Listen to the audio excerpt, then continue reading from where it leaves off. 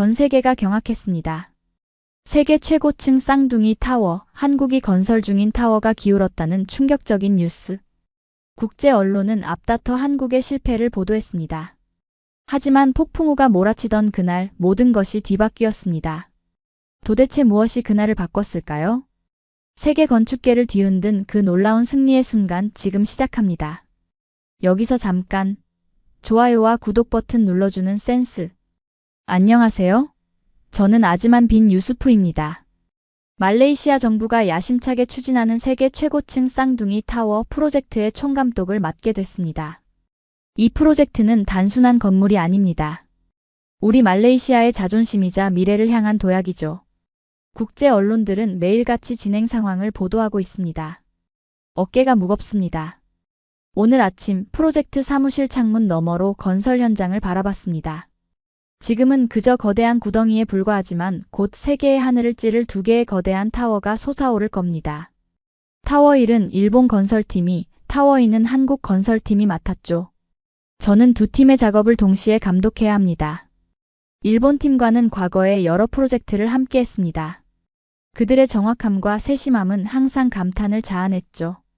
고바야시 켄지 현장 소장은 오늘도 완벽한 정장 차림으로 미팅에 나타났습니다. 그의 팀이 준비한 설계도와 시공 계획은 예술 작품처럼 정교했습니다. 아즈만 감독님, 저희 일본 팀은 100년 이상의 초고층 건축 경험을 가지고 있습니다. 안심하셔도 됩니다. 고바야시의 말에 고개를 끄덕였습니다. 그의 자신감은 근거가 있었습니다. 일본은 오랫동안 아시아 건설 기술의 선두주자였으니까요. 그리고 또 다른 팀, 한국의 삼성물산이 있습니다. 그들의 현장 소장 강준호는 첫 만남부터 고바야시와는 완전히 달랐습니다. 고바야시가 화려한 프레젠테이션으로 시작했다면 강준호는 간결한 인사 후 바로 시공 현장으로 향했죠. 보고서보다 현장이 중요합니다. 같이 가시죠. 강준호의 손은 거칠었습니다. 수십 년간 현장에서 직접 일한 흔적이었겠죠. 그의 말은 적었지만 눈빛은 강렬했습니다. 팀원들은 그를 마치 군인이 장군을 대하듯 존경심을 표했습니다. 솔직히 불안했습니다. 한국은 초고층 건물 시공 경험이 일본보다 적습니다. 과연 저 사람들이 세계 최고층 빌딩을 지을 수 있을까? 의구심이 들었습니다. 하지만 프로젝트 총감독으로서 공정함을 유지해야 했죠. 첫 주 동안 두 팀의 작업 방식을 관찰했습니다. 일본 팀은 모든 것을 문서화하고 회의를 통해 결정을 내립니다. 고바야시는 매일 저녁 정확히 5시에 진행 보고서를 제출했습니다. 그의 보고서는 항상 완벽했죠. 반면 한국 팀은 달랐습니다. 그들은 서류보다 행동이 먼저였습니다. 강준호는 새벽부터 밤늦게까지 현장을 떠나지 않았습니다. 그의 팀원들도 마찬가지였죠.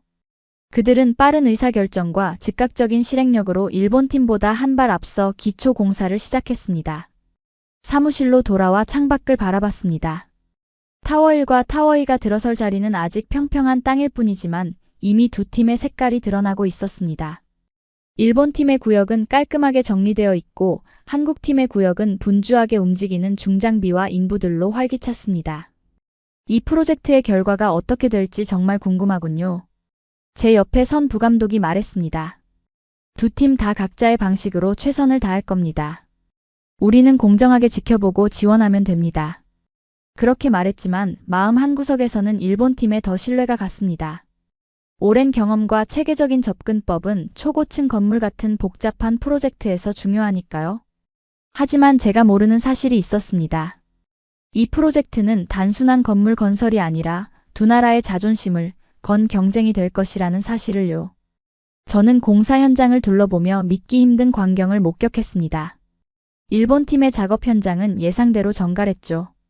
모든 장비가 줄지어 정리되어 있고 작업자들은 정해진 시간에 정확히 움직였습니다. 고바야시는 매일 아침 팀원들과 함께 안전회의를 진행했고 그의 문서화 작업은 완벽했습니다. 아즈만 감독님, 이번 주 작업 계획과 안전점검 보고서입니다. 모든 내용을 세부적으로 정리했습니다.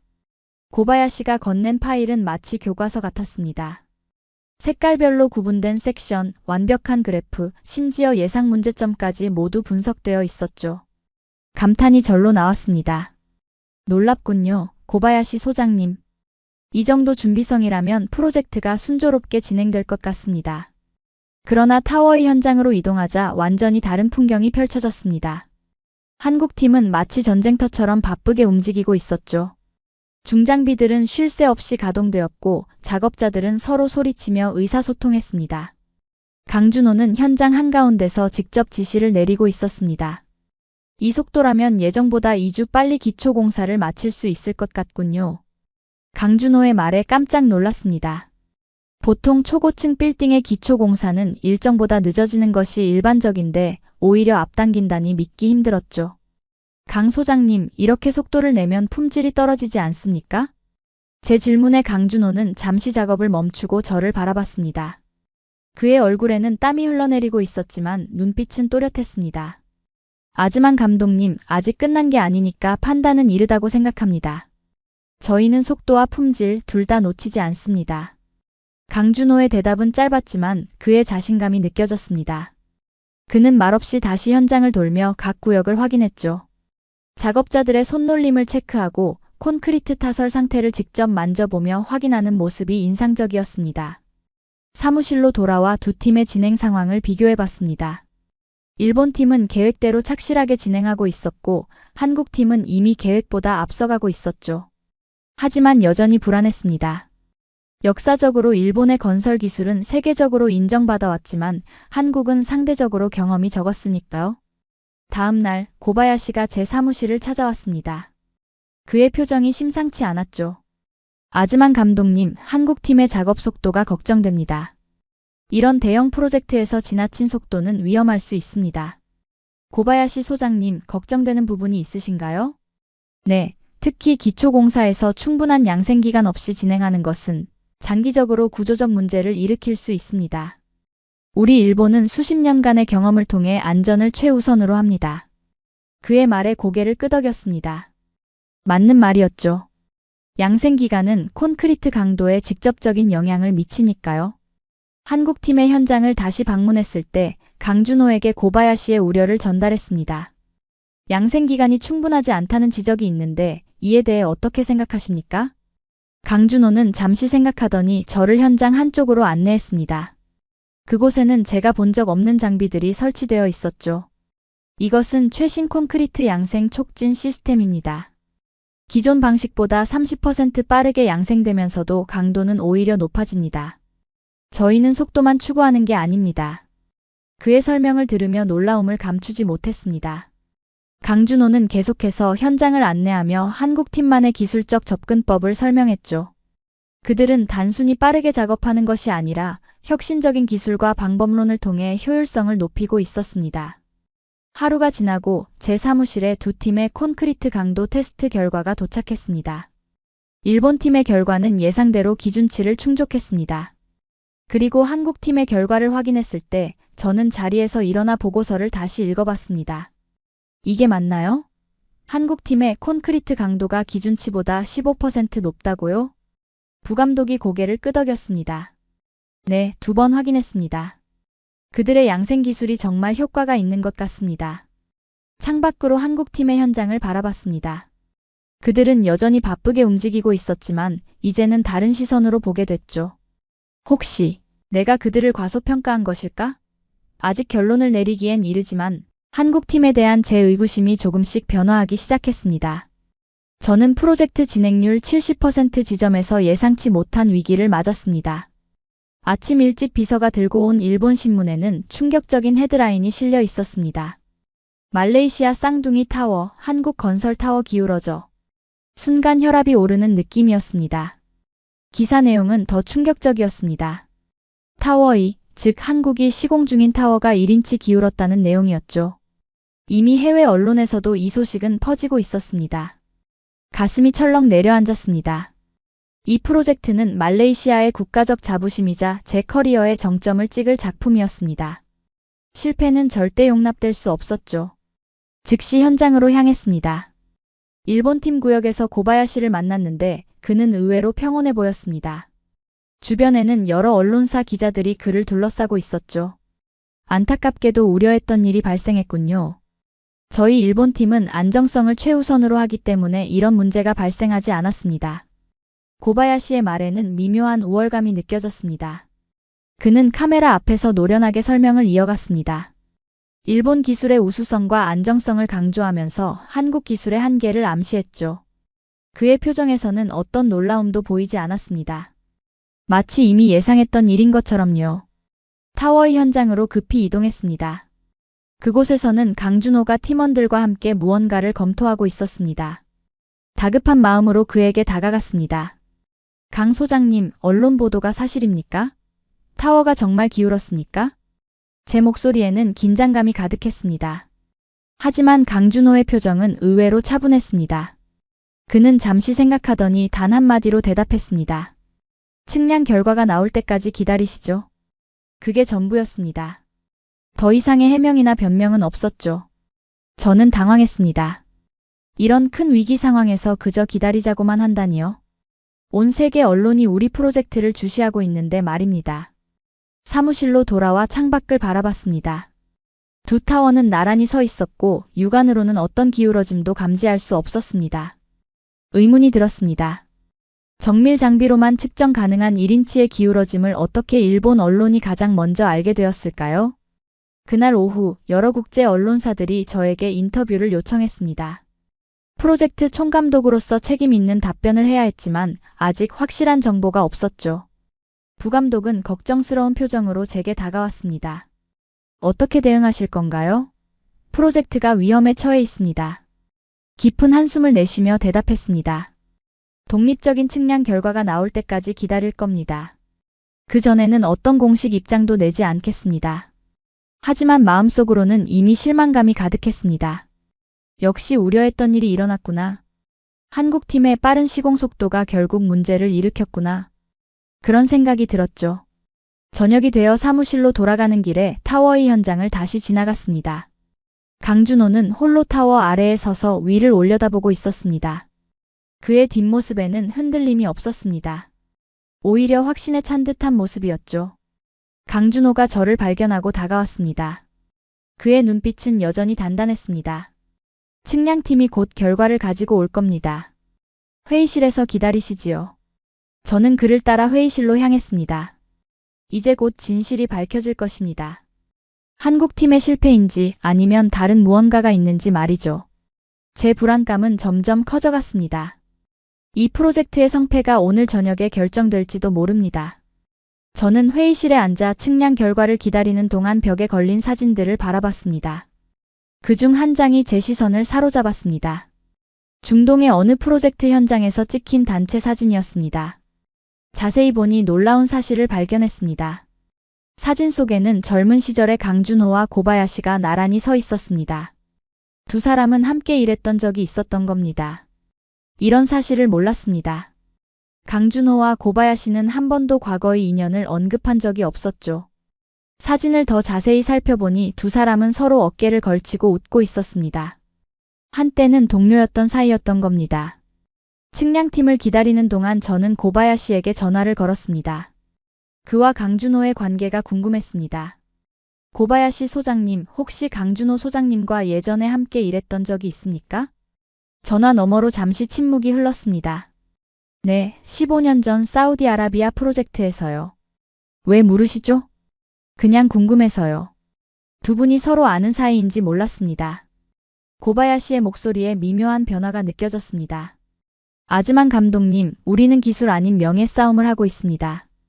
이번 프로젝트는 단순한 건물이 아니라 두 나라의 자존심이 걸린 일이니까요. 그의 말에 의아했지만 더 묻지 않고 전화를 끊었습니다. 뭔가 두 사람 사이에 알 수 없는 감정이 있는 것 같았습니다. 경쟁이나 라이벌 의식 같은 건 말이죠.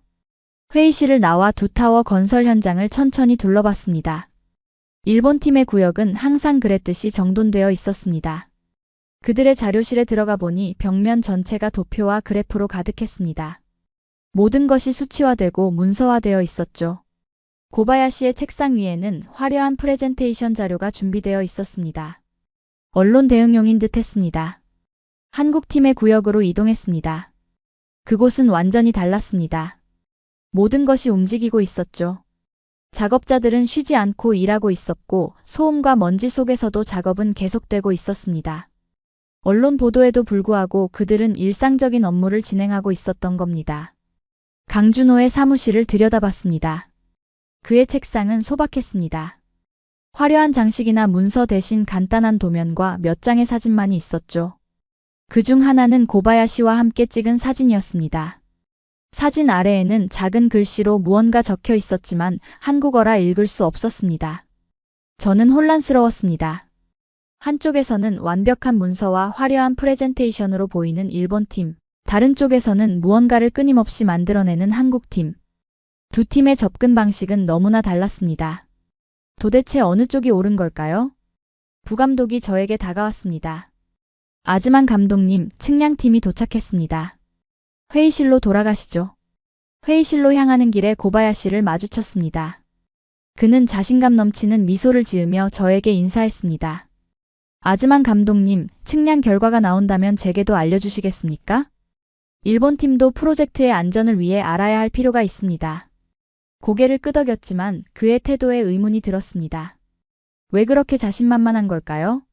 마치 이미 결과를 알고 있는 것처럼 보였습니다.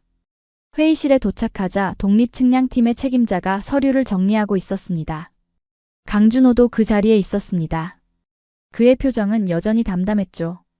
측량팀 책임자는 저희에게 인사하고 바로 본론으로 들어갔습니다. 두 타워의 정밀 측량 결과를 말씀드리겠습니다. 그가 컴퓨터 화면을 켜자 3D 모델이 나타났습니다.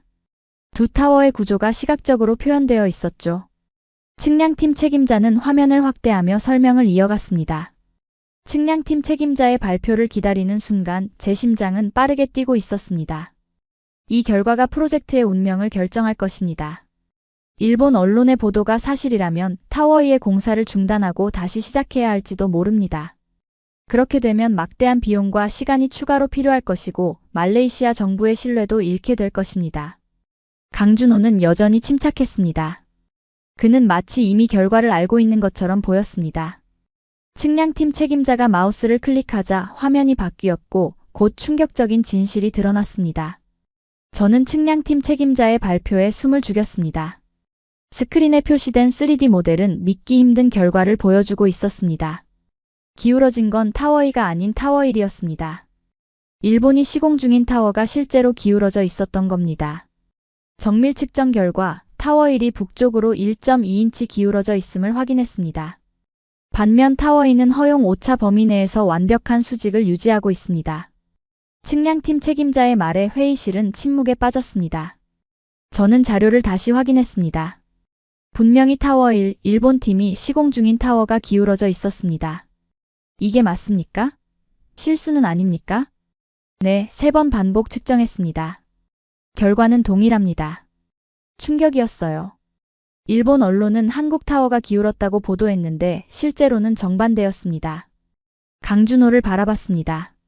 그는 여전히 침착했지만 눈빛에는 작은 승리의 기색이 보였어요. 강 소장님, 이 사실을 알고 계셨습니까? 저희는 매일 자체 측정을 하고 있습니다. 타워의 수직 상태는 완벽해요. 그의 대답은 간결했죠. 왜 그는 처음부터 이 사실을 알리지 않았을까요?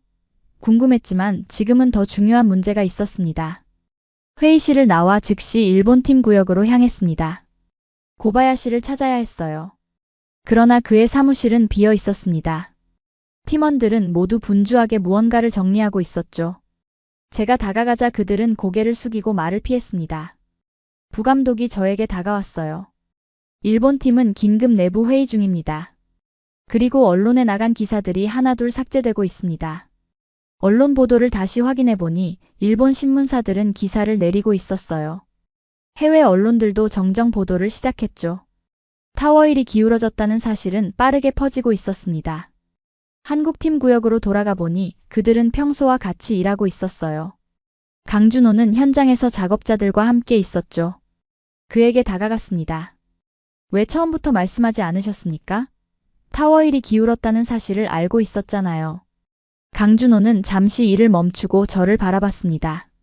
아즈만 감독님, 우리는 남의 실수를 지적하는 일보다 우리의 일을 완벽하게 하는 데 집중합니다. 그게 우리 방식입니다. 그의 말에 깊은 인상을 받았어요. 한국팀은 언론의 오보에도 불구하고 자신들의 일에만 집중했던 것입니다. 더 놀라운 사실은 그들이 이미 모든 구조물을 오차 범위 내에서 검증 완료했다는 점이었습니다. 한국팀의 자료실로 들어가 보니 벽면에는 매일의 측정 데이터가 꼼꼼하게 기록되어 있었어요. 그들은 모든 것을 조용히 준비하고 있었던 거죠. 언론의 오보에도 대응할 준비가 되어 있었습니다. 사무실로 돌아와 창밖으로 두 타워를 바라봤어요. 겉으로 보기에는 두 타워 모두 완벽해 보였죠. 하지만 이제 저는 알았습니다. 겉모습과 실제는 다를 수 있다는 사실을요. 화려한 발표와 자료보다 중요한 것은 실제 결과였습니다. 그날 저녁 고바야시가 마침내 제 사무실을 찾아왔어요. 그의 표정은 처음 보는 심각함이었죠. 아즈만 감독님, 실수가 있었습니다. 우리는 타워 1의 기울어짐을 바로잡기 위한 조치를 취하고 있습니다. 그는 더 이상 자신만만한 모습이 아니었어요. 처음으로 그의 목소리에서 불안감을 느꼈습니다. 고바야시 소장님, 왜 한국 타워가 기울었다고 언론에 알렸습니까? 그는 잠시 침묵했어요. 그의 대답은 예상외였죠. 기술적 오해가 있었습니다. 그게 전부였습니다. 진정한 사과도 설명도 없었어요. 그저 기술적 오해라는 말만 남겼을 뿐이었죠. 저는 그날 밤 많은 생각을 했습니다. 두 팀의 차이점, 두 사람의 리더십 스타일, 그리고 누가 진정한 전문가인지에 대해서요. 다음 날 아침 프로젝트는 새로운 국면을 맞았습니다. 일본 팀은 타워 1 긴급 보정 작업에 돌입했어요. 모든 작업 일정이 조정되었고 추가 장비와 인력이 투입됐죠. 일본 언론은 이전의 보도를 모두 삭제하고 기술적 오해라는 표현으로 상황을 설명하기 시작했습니다. 한편 국제기자단의 현장 방문이 예정되어 있었습니다. 전 세계 주요 언론사들이 쌍둥이 타워 프로젝트 현장을 보고 싶어 했죠. 하지만 일본 팀은 갑자기 취재를 거부했습니다. 고바야시는 내부 조정 중이라는 이유로 모든 인터뷰를 취소했습니다. 이제 오직 한국팀만이 현장 공개를 승낙했습니다. 강준호는 평소와 다름없이 차분하게 준비를 진행했습니다. 그런데 문제가 생겼어요. 기상청에서 그날 강풍과 폭우 예보를 발표한 것입니다. 저는 강준호에게 우려를 표했어요. 이런 날 시연을 강행해도 되겠습니까? 안전 문제가 있을 수 있습니다. 강준호는 창밖에 어두워지는 하늘을 바라보더니 고개를 끄덕였습니다. 건물은 비와 바람 속에서도 버텨야 합니다. 오히려 더 좋은 시험 기회입니다. 그의 자신감에 놀랐어요.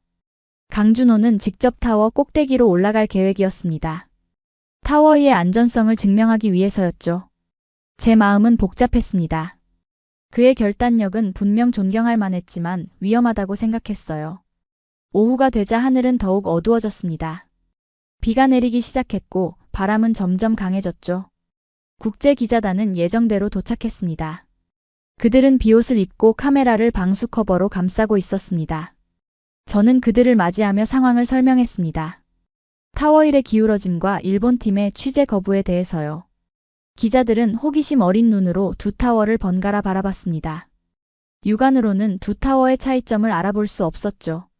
강준호가 기자단 앞에 섰습니다. 그는 우비도 쓰지 않은 채 비를 맞으며 서 있었어요. 여러분, 오늘 타워 2의 안전성을 직접 확인하실 수 있습니다. 저희는 어떤 날씨 조건에서도 완벽한 구조를 유지합니다. 그는 뒤돌아 타워 입구로 향했죠. 기자들은 서로 놀란 눈빛을 교환했습니다. 이런 악천 후에 타워 꼭대기로 올라간다는 계획은 무모해 보였을 테니까요. 저는 결단을 내려야 했습니다. 이 시연을 허락할 것인가, 아니면 안전상의 이유로 중단시킬 것인가? 잠시 고민하다가 강준호를 따라 타워 입구로 향했습니다. 그의 자신감 뒤에는 분명 근거가 있을 테니까요. 엘리베이터를 타고 올라가는 동안 창밖으로 비가 거세게 내리는 모습이 보였습니다. 70층을 지나자 바람 소리가 더욱 크게 들렸어요. 강준호의 표정은 여전히 평온했죠. 정말 괜찮은 겁니까? 이런 날씨에서는 위험할 수 있습니다. 강준호는 미소를 지었어요. 그것은 제가 처음 보는 표정이었습니다. 우리는 이런 조건을 모두 계산해 넣었습니다. 바람이 최대 속도로 불어도 타워는 흔들리지 않아요. 마침내 전망대에 도착했습니다. 유리창 너머로 폭풍우 속의 도시가 보였어요. 기자들은 경외심을 감추지 못했죠. 우리가 서 있는 타워에는 바람 속에서도 놀라울 정도로 안정적이었습니다. 강준호는 기자들에게 구조 설계도를 보여주기 시작했어요. 특수 제작된 철골 구조와 풍압을 분산시키는 시스템에 대해 설명했죠. 이런 악천후에서도 건물이 안정적인 이유를 자세히 설명했습니다. 폭우는 계속되었지만 기자단의 방문은 성공적으로 진행되었어요. 타워위의 전망대에서 바라본 도시 풍경은 비에 젖은 채로도 아름다웠죠. 더 중요한 것은 이런 악천후에도 타워위가 완벽한 수직과 견고성을 유지했다는 점이었습니다. 전망대에서 내려온 후 기자들은 자연스럽게 타워 1쪽으로 관심을 돌렸어요. 그곳에서는 임시 보정용 기둥 설치 작업이 한창이었습니다. 일본 팀은 비상 상황에 대처하고 있었고 그 모습이 기자들의 카메라에 담겼어요. 저녁 뉴스에는 두 타워에 대비되는 모습이 전 세계에 방송되었습니다. 폭풍우 속에서도 견고한 한국의 타워 2와 보정 작업 중인 일본의 타워 1. 이 이미지는 강력했어요. 해외 언론들은 앞다투어 이 소식을 보도했고 한국 기술의 우수성에 주목하기 시작했죠. 다음 날 아침 프로젝트 사무실에서 공식 기자회견이 열렸습니다. 모든 언론사들이 자리를 가득 메웠죠. 저는 프로젝트 총감독으로서 공식 발표를 해야 했어요. 단상에 올라 마이크 앞에 섰을 때 지난 몇 개월간의 일들이 머릿속을 스쳐 지나갔습니다. 처음에 가졌던 의구심, 일본 기술에 대한 맹신, 그리고 한국팀에 대한 편견. 모든 것이 이제는 달라졌어요. 여러분, 오늘 저는 솔직하게 말씀드리겠습니다. 저는 처음 이 프로젝트를 시작할 때 일본을 믿었습니다. 그들의 오랜 경험과 명성을 신뢰했죠. 하지만 오늘 이 타워는 한국 기술의 승리를 증명했습니다. 저의 발표에 기자실은 조용해졌어요. 모두가 집중하고 있었죠. 우리는 때로 겉모습에 속습니다. 화려한 프레젠테이션과 오랜 역사가 항상 최고의 결과를 보장하지는 않습니다. 중요한 것은 실제 행동과 결과입니다. 타워이는 그 증거입니다. 기자회견이 끝난 후 저는 타워이 꼭대기로 다시 올라갔어요. 강준호가 그곳에 있었습니다. 그는 창밖으로 도시를 바라보고 있었죠. 제가 다가가자 그는 돌아봤습니다. 강 소장님, 왜 그동안 자신을 변명하지 않으셨습니까? 오보가 나돌 때 진실을 말할 수 있었을 텐데요. 강준호는 잠시 생각하더니 대답했어요. 말보다 행동이 중요합니다. 우리는 결과로 증명하는 것을 선호하죠.